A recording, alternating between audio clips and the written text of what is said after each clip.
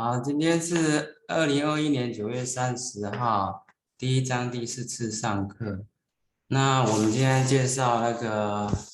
1至2这个热制程啊，包含了以下主题哈，大家都自己看，我就会上快一点啊。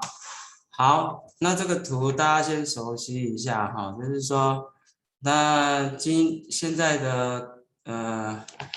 5奈米、7奈米的光照动辄差不多50道光照左右哈，所以一道光照大概就要经过一个这样的制程啊，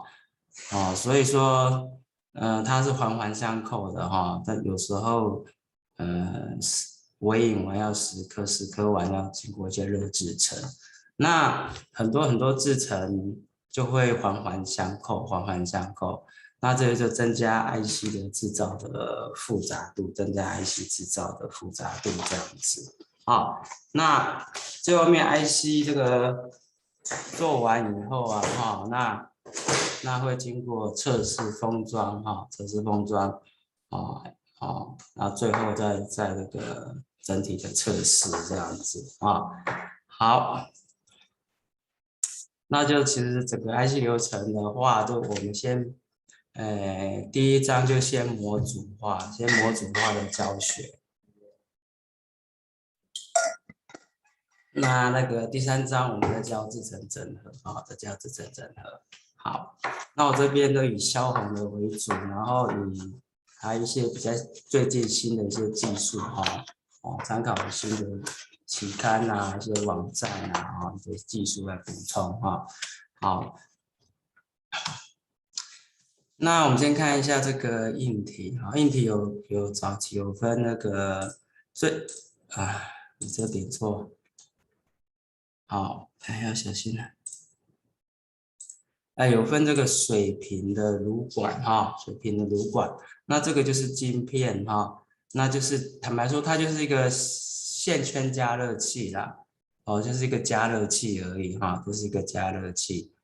加热器，那可以加热晶片。那加热晶片，你可以纯粹的加热，也可以通气体去加热，然后让它去反应那都算加热制程的一部分加热制程的一部分。早期是水平炉管，那水平炉管的问题就是说它，你看它垂直的摆比较不均匀不均匀这个设备的细节我不会考太多了不会考太多重要的，除非是特别重要才会考好，那水平炉管，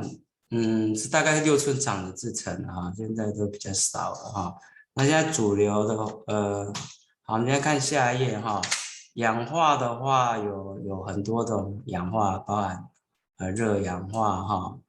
加水蒸气的氧化这样子有很多种技术了那不见得每个世代有它适用的技术了当然越精准就是越新的世代在使用那这边只是提纲挈领而已详细的细节你们最好还是要去看一下萧红的书如果以前没有学过的话。那你加热过程，你同时也会有扩散的效果扩散效果。像我们早期扩散的话，比如说P 型半导体扩散的话，我们就是掺反应气体掺 B2H6然后去加热制成那它就可以达到这个掺杂的效果那这也是算热制成的一部分那你要零掺杂的话你要掺 N type 的话，就用 PH3 或 ASH3 那这个就是这些掺杂制成那请注意这个掺杂制成都有点易燃，然后有点毒性所以说这个半导体制成，人家说有时候说是有毒有高污染要这样讲其实也没错啦但是现在科技进步，科技也会跟着进步对不对科技也会跟着进步，所以说那个所以说这个你只要控制得好其实都没有什么大问题了好，然后它的热制程呢，也可以我们这个热制层如果在一个低压哈，我又通入可反应性的一些那个蒸汽的沉积的话哈，或气体啦哈，我们叫低温LPCVD， 就低压的化学气象沉积低压的化学气象沉积，这个也算炉管的加热制成之一了哈。那通常低压的化学气象沉积通常是长二氧化系跟氮化系比较多哈，silicon dioxide 跟silicon nitride 这个比较多通常长这个绝缘材料比较多OK， 好，那所以就是会有一些沉积物的产生就是会有二氧化系沉积在镜片上沉积在镜片上。然后另外也有纯粹加热制成，我通氮气。我们常常比如说早期的时候，我们需要那个退火制成要退火制成，或者是说金属化，最后金属化我们要做一些合金化制成。那我们通常会去这个炉管去炉管在室温下3到500到1000度 C， 根据你制成的需求我们会去做这个热制成热制成包含有一些有个含磷的这些细化玻璃的 reflow， 这个已经很少用了啦那这个是一种氧化那个细化玻璃的氧化物，这个很少用了啦。你大概知道过去有这个制成啦就是说它加热让那个磷化玻璃的氧化物能够再流动，让它平坦化。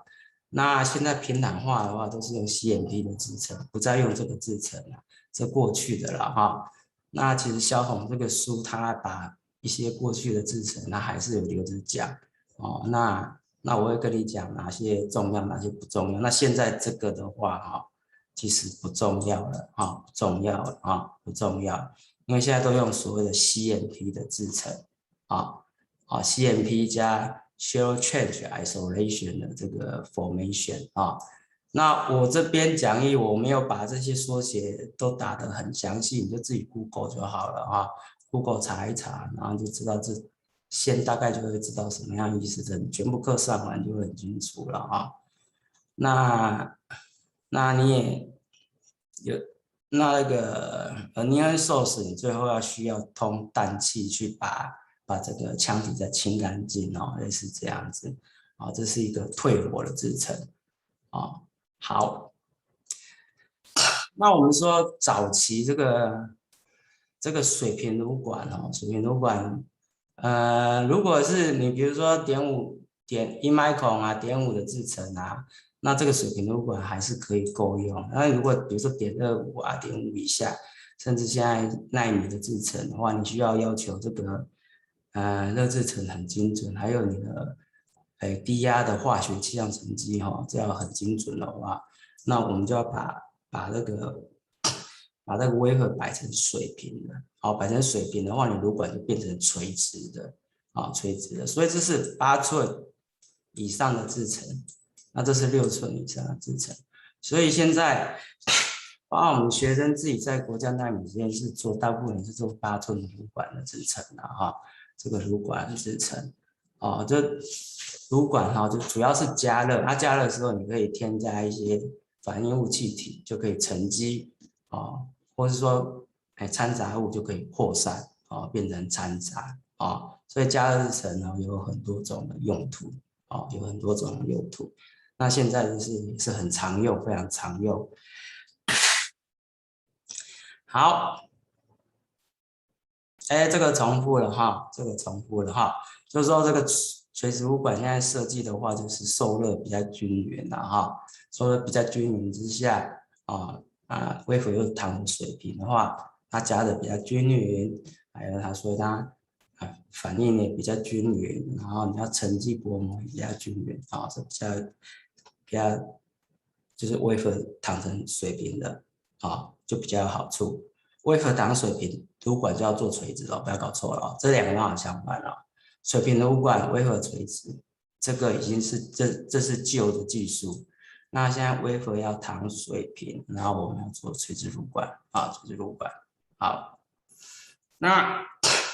那这个热制程最重要第一个哈，就是氧化制程啊，氧化制程啊，就是说 silicon react with oxygen 啊，然后 a stable oxygen compound 哈，非常 widely used 的，就是很广泛的使用在这个 IC 制造上面啊。那 dry oxide 哈，dry oxide process 是通常早期啊哈，我们在长那个 gas 的时候，就一定用 dry oxide 啊，dry oxide，或现在那个，现在像有些比较那个没有用 high K 没有给高介电系数的一些比较要耐高压啊，或者说高压元件，其实还是用这种 dry oxide 当做 gas oxide 啦哈。那 dry oxide 不只是说当 gas oxide，还有很多地方，比如说你要做一些。后面会讲做一些牺牲氧化层啊，做一些电保护氧化层啊，我们都会常常利用所谓的干式氧化法。那干式氧化法就很简单了，你只要细晶片通入干的氧气，它就会反应啊，它就会反应啊。那因为你是通入干的氧气嘛，哈，所以它反应速率比较慢，但是比较精准。慢且精准，慢且精准啊！那这个大家背起来哈。如果我要，因为这是一个化学反应啊，这是个化学反应啊。那你长100 angstrom 的 SiO2， 你会消耗45angstrom 的 crystal silicon 啊，好，这要背起来哈啊。那如果你长100 angstrom 的 SiO2，那你长在你的系如果是 polysilicon 的话，你就会消耗100啊，消耗100，这要背起来哈，100就消耗45。如果是 polysilicon 100就是消耗100 angstrom，因为 polysilicon 它比较不致命，再来很多的晶介哈，所以它氧化速率会非常非常快哦，非常非常快哦。这是一个实验的经验的这个数值啊，一个经验法则啦啊，这也没得推导的啦，就是一个经验法则啊，大概是这样啊。那还有另外一种，如果我要长很厚很厚的，比如说隔离氧化层的话，我要长很厚的隔离氧化层的话，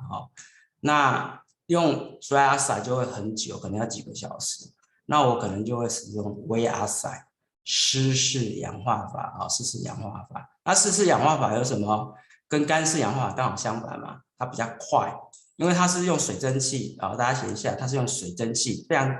非常的稀疏的水蒸气啊，用水蒸气，好像你在蒸汽浴缸什么蒸汽箱那样子嘛，那个叫什么？交大游泳池那个就有啦，是水蒸气有没有？烤箱是通湿式的烤箱，叫做什么忘记了啦。啊，就像那样哈，通入水蒸气哈。那相对于干式氧化法哈，干式氧化法、湿式氧化法就会又快啊，但是它比较不致命啊 ，rough 比较粗糙一点啊，不致命。但是如果我只要做个，比如说我要做个5000 angstrom 的绝缘层，那我用这个就好了。因为我目的只是要绝缘啊，我目的只是要绝缘啊，对不对啊？所以我用这个就可以了啊，我用这个就可以。就这两个就是看你使用长的，我如果要长薄薄的、很致密的二氧化系我要长得很精准，比如说我要长 angstrom 或 angstrom 等级的我就要用干式氧化法。那如果我要长到几百几千的 angstrom 等级的话，我就用湿式氧化法湿式氧化法那这个早期这个都有一些理论推导公式啊，我觉得到现在不必了啦因为怎么说，你现在去做实验或者说在工厂，其实它这个已经都程式化了啦，就是你买那个设备都已经内建好了啦，都已经程式化好了。比如说你要长1000的，长1000后长大概是200-300以内是会用干式啦，超过200-300以后都会用湿式啦，因为干式氧化法速度真的很慢哦，真的很慢。可是你如果其实我们常常会长很薄的阿塞哦，我们常常会有某些特殊的制成的理由，我们也会长很薄，也会长很厚的哦，这2个极端啊。反正中间厚度反而不太会长哦，比如说你要长个200-300的，这是不太会长。通常我们长 gas 比如长100 N 床，长100 N 床10奈米啊，或50 N 床5奈米的 gas， 我们一定会用 dry oxide。你要长 gas 的话 ，MOSFET 的 gas 哈，你一定会用 dry oxide。那通常其他以外的，我们会做一些什么？隔离氧化层啊，或者保护氧化层啊，或者牺牲氧化层等等，那它这是很厚没有关系啊。那我们就会争取时间，我们就会用那个湿式氧化法。好，那这边有一些那个元素的这些参数，你们自己再看一下哈。50-45背起来啊哈，这是 crystal silicon， 这是 crystal silicon 哈。但是 poly 的是1:1哦哈 ，poly 的是1:1哦，要注意哦。哦，教科书写的都是单晶系哦，那我们实验发现做非晶系是1:1哦，是长100 N 床就会消耗100，哦，那单晶系长100 N 床消耗45的单晶系尤其我们实验室都要记起来我们有时候会做这些做氧化 polysilicon 其他实验室如果没有的话，还是以记单晶的为主以记这个图为主以记这个图为主。好，那个氧化的应用比如说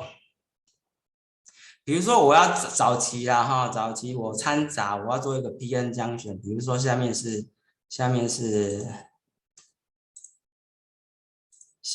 P， 上面是 N， 对不对？N plus， 假设我要掺杂 N plus， 对不对？那我要怎么做呢？我要怎么做呢？我就把这2个地方把它这个用2氧化系先把它整个铺起来，在环光我给你开一个洞我这个就叫 diffusion mask layer 的 diffusion mask layer。那这个可以同时有做什么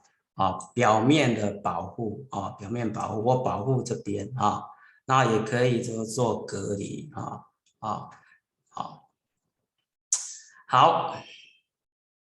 这边标题是 application of oxidation 做这个 diffusion mask layer surface preservation isolation 跟 gasite。好，那这边第一个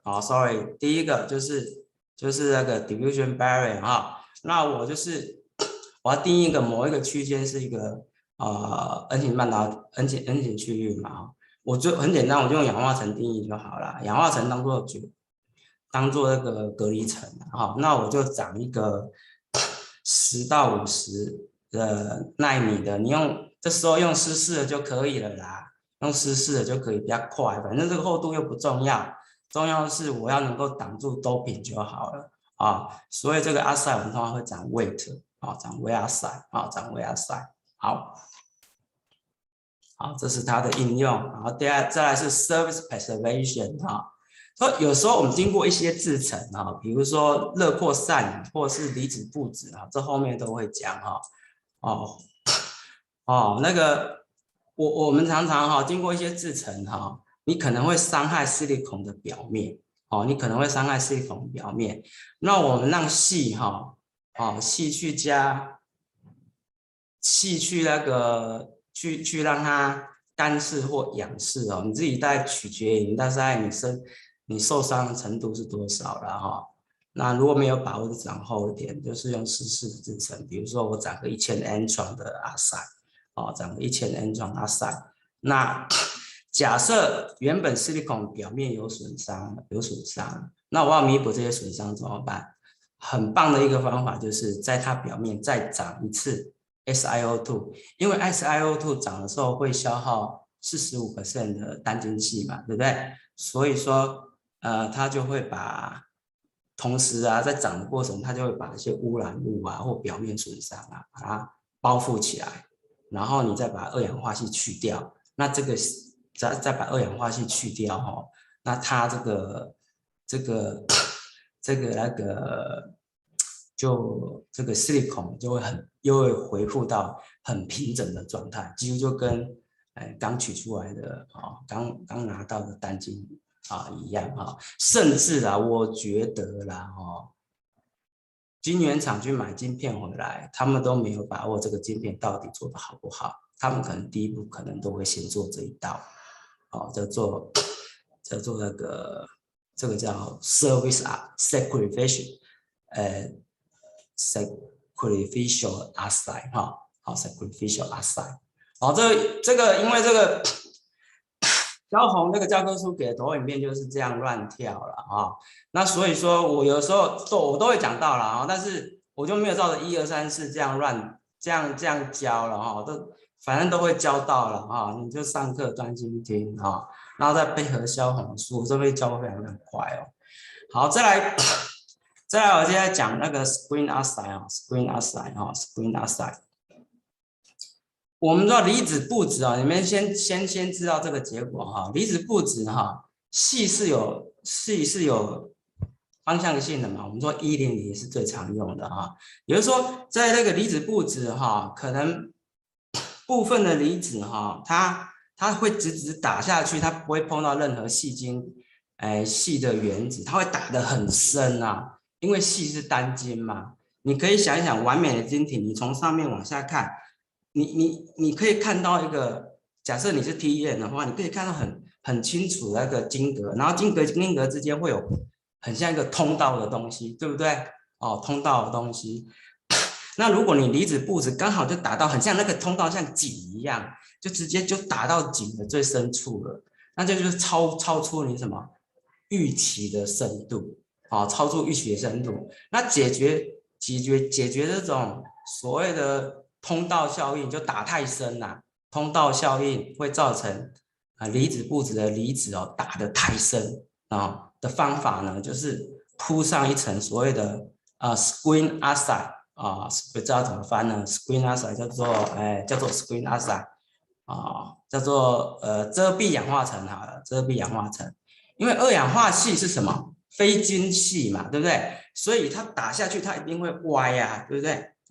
那单晶系有可能就像会有通道，像唰一口气打到很深那你从这边长这个就用 dry oxide 这样很薄这大概就是20 N 床就够了，20 N 床就够了，因为你长太厚也会影响10到20 N 床就可以了。那个这样子你才不会说你又打的深度又不准所以我们比如说我的 target 是要打到200 N 床的深，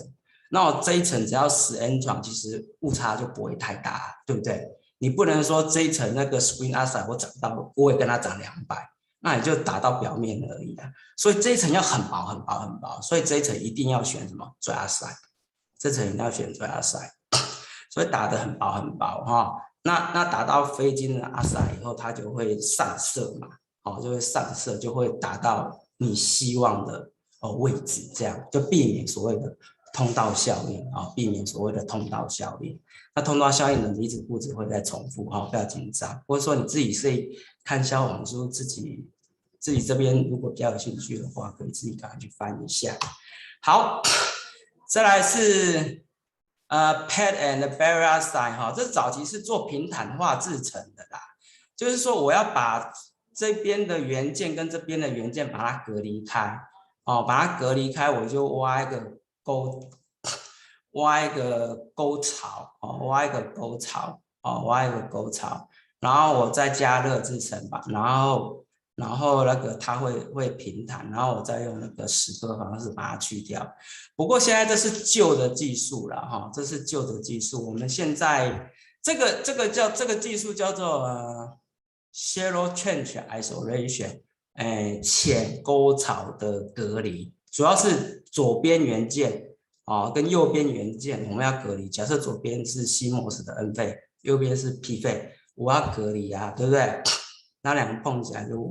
短路啦，要隔离对不对？哦，所以隔离最好就塞一层阿塞。那早期那个 CMP 技术没发明的话，就是用这种方式长一层厚厚的那个USG 叫做 on-doped silicon glass， 它也是一种氧化物啦哈。细节我们就不管了，因为这已经过时了啦哈。哦，早期就是这样做哈，然后让它加热一下，好加热制成，然后再